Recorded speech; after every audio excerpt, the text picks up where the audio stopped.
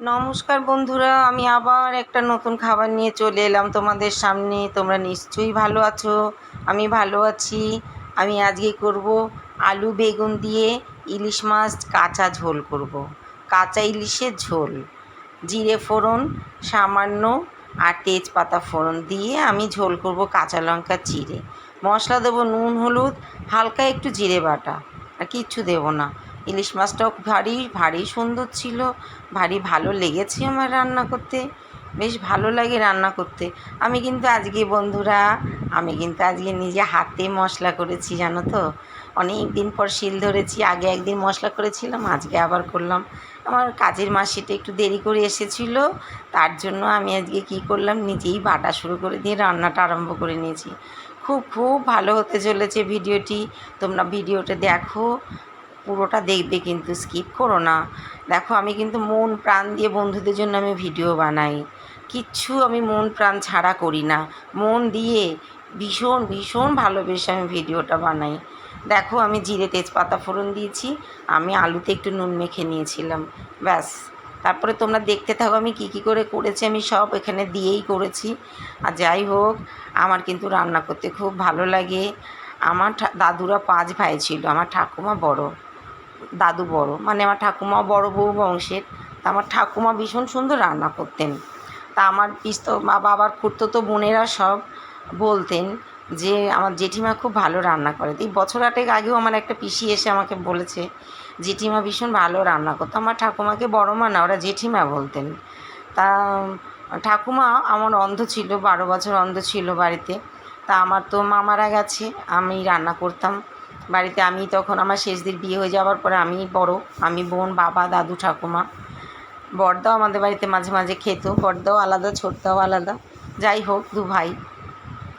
এইবার রান্না করতাম, ঠাকুমা না বলে বলে দিত আর আমি রান্না করতাম। তা আমার ঠাকুমা বলতো রান্নাটা হলো একটা আর্ট, প্রত্যেকটা মানুষের মধ্যে প্রতিভা লুকিয়ে আছে, তুমি কীরকম করে প্রেজেন্ট করবে সেটা তোমার ব্যাপার, প্রেজেন্ট তো করতেই হবে।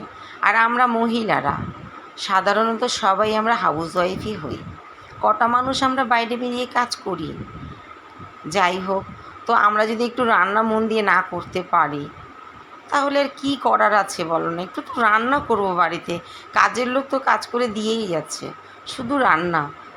আমি খুব মন দিয়ে রান্না করতাম ছোটোবেলা থেকে, আমার না রান্না করতে ভীষণ ভালো লাগতো।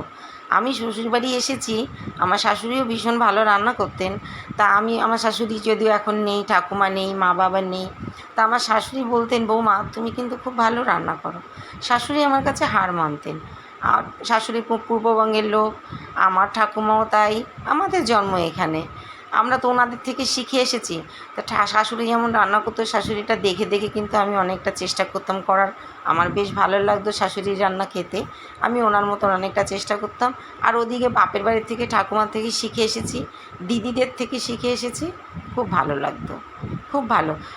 আমরা কিন্তু বেগুন দিয়ে, ইলিশ মাছ দিয়ে ঠিক এরকম করে সর্ষে দিয়েও ঝোল করি, জিরে দিয়েও ঝোল করি। যার কারণে আমার এই দিন 2 রকম 3 রকম রান্না ছিল। কোনো রান্না আমার সর্ষে দিয়েছিল, তাই আমি সর্ষে দিলাম না, জিরে বাটা দিয়ে ঝোল করলাম।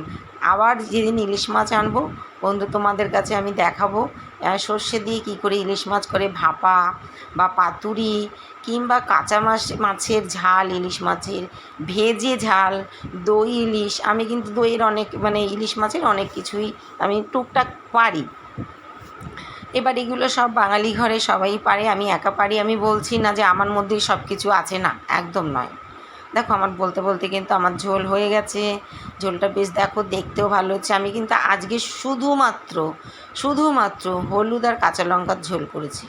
দেখো, ইলিশ মাছের তেলও বেরিয়েছে, বেশ ভালো লাগছে, গন্ধটাও এত সুন্দর লাগছে, কি বলবো, ভীষণ ভালো লেগেছে। তাহলে বন্ধুরা, আমার রান্নাটা কেমন লাগলো তোমরা বলো। পরের ব্লগে তোমাদের সঙ্গে আবার দেখা হচ্ছে।